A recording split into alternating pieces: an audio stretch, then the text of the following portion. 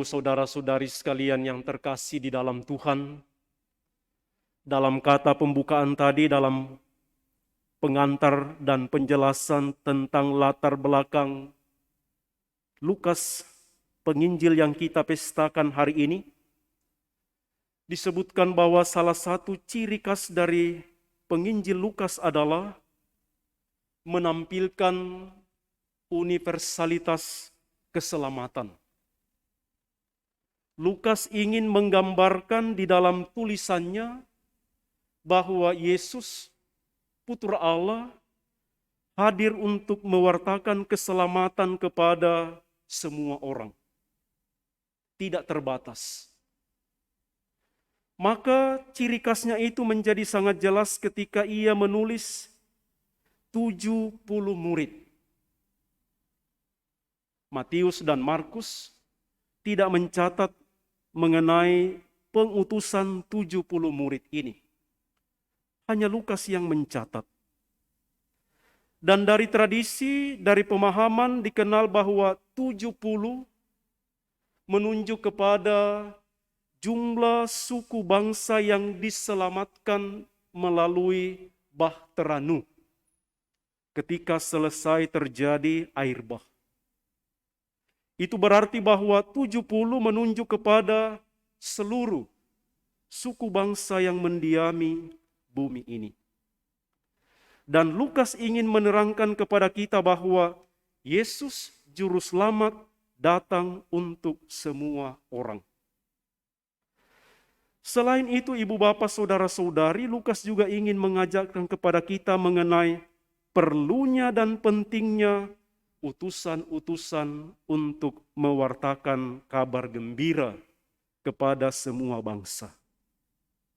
Maka pertanyaan bagi kita, ibu bapak saudara-saudari, ketika Tuhan membutuhkan kita untuk pergi mewartakan kabar gembira, apakah kita bersedia? Apakah kita mau dipakai bersama dengan Yesus untuk diutus?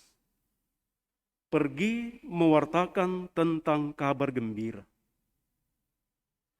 Barangkali memang kita tidak akan diutus pergi ke daerah yang jauh, ke tempat yang jauh, tetapi kita diutus mewartakan kabar gembira di dalam keluarga kita masing-masing.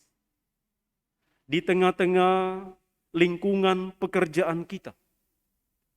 Di tengah-tengah relasi kita dengan orang lain. Di situ Tuhan membutuhkan kita untuk mewartakan kabar gembira. Dan benar sudah disampaikan juga bahwa tantangannya tidak kecil. Lukas mencatat, "Aku mengutus kamu seperti anak domba ke tengah-tengah serigala." Kita disampaikan, kita diberitahu bahwa menjadi utusan Tuhan, diutus oleh Yesus untuk mewartakan kabar gembira, bukan tanpa kesulitan. Dan saya sangka kita semua mengalami itu. Bagaimana tantangannya menjadi pengikut Kristus di dalam keluarga sendiri.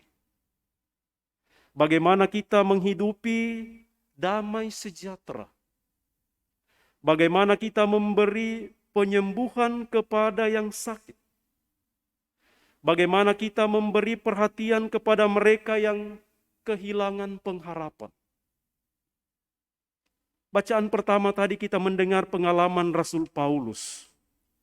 Orang-orang yang sudah bersama dengan dia ternyata kemudian pergi. Ada Demas yang kemudian dikatakan lebih mencintai dunia daripada menjadi pewarta kabar gembira. Ada Krekes yang telah pergi. Ada Titus yang kemudian juga pergi. Hanya Lukas yang tinggal bersama dengan aku.